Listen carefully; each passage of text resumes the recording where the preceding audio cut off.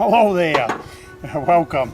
My name is Tom. I'm down at the fire pit, down by the swamp.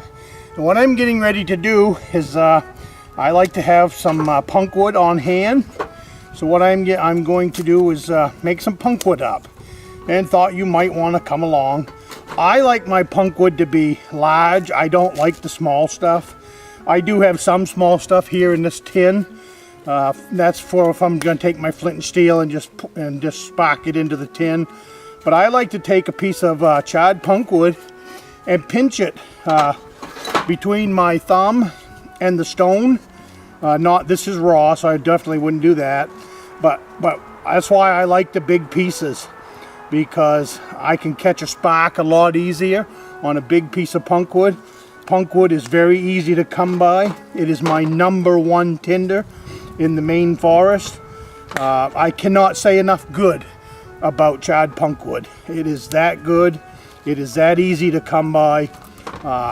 It's just, if you're not working with charred punk wood, or you don't have charred punk wood in your day bag, you are really missing out on one of the nature's wonders as far as something that is easy to do and easy to work with. So as you can see, I have filled up my tin with large pieces. I'm just going to put the lid on it. You've seen probably lots of videos online about this, but I just thought I'd bring you along for the ride today. So tin's ready. I will turn the camera around so you can see the fireplace that I have down here by the swamp, and we will get making some punk wood, some charred punk wood. All right, this is my campfire down by the swamp. I like a big tall flame like that. I used to put it onto just a bed of coals, and that will work, but I found that I think I end up with a charred punk wood that takes a spark a lot easier if I have a nice tall flame like that. So that's why I'm showing this video today. This tin or another tin, I'll get where you can see it. This tin is something that is in my pack when I am out scouting, hiking, or hunting or whatever. I can stop at a tree, pick up my punk wood, build me a small campfire, and I can add on to the charred punk wood that is in my pack. I have a smaller tin. Sometimes I don't carry this one. Sometimes I carry a smaller one. But if I'm just out hiking or just out for the day, I like to carry the big one so I can do some charred punk wood while I'm out there having lunch. I build a lunch fire. I take care of my camp chores right there in the woods, get me some more charred punk wood, and this is how I do it in the North Maine woods.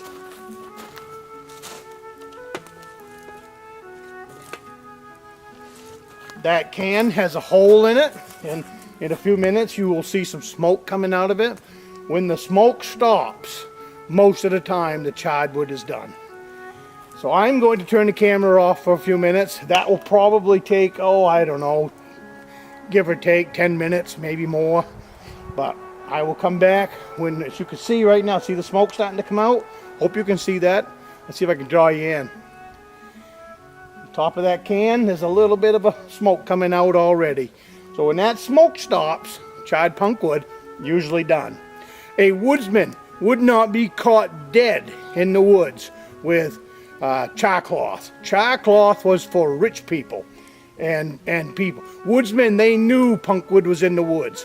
No way, in H-E-double-L, would they have charred cloth in their pack unless it was given to them or unless someone from the city was following them.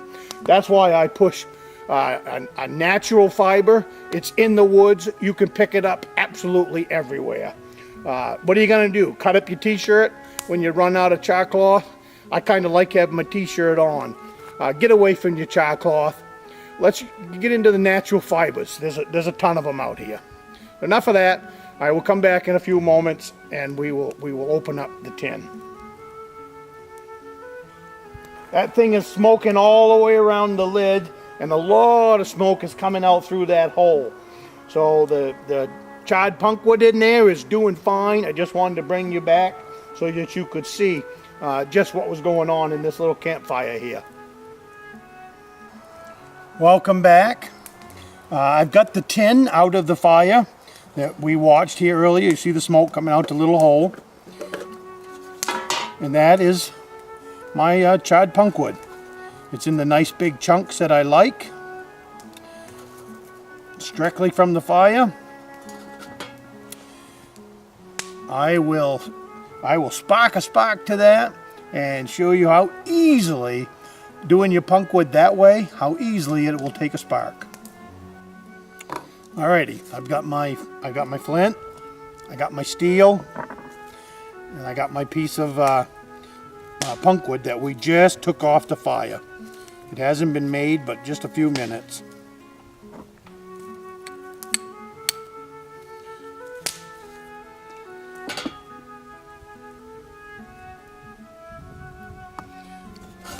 I don't know if you can see in that can, but a couple sparks got down in that can.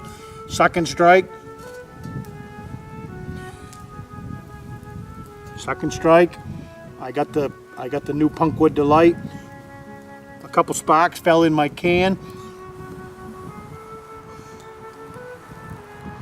And now you can see that that whole can is a burning ember. So that's the difference between good quality punk wood and the crap. Don't get sucked in by the people on YouTube that want to tell you that rotten wood is good quality punk wood. It's not. Good quality punk wood, I have a video up on good quality punk wood. I would urge each and every one of you that are interested in this kind of fire to watch it. Too many videos out there about nothing more than rotten wood off an old stump. So I'm going to close that up, let that cool down, then I'm going to empty it out and I'm going to do another batch. This is going to wrap up my video today on how I make punk wood on the campfire here in at base camp. I'm down on the swamp. I spend a lot of time down here. I have a picnic table and a coffee and campfire here. It's just an awesome place to hang out instead of in the house. I can't get enough of the outdoors. So I hope you liked the video. Subscribe, and I will see you on the next video, and I will bring you more stuff like this from the North Maine woods.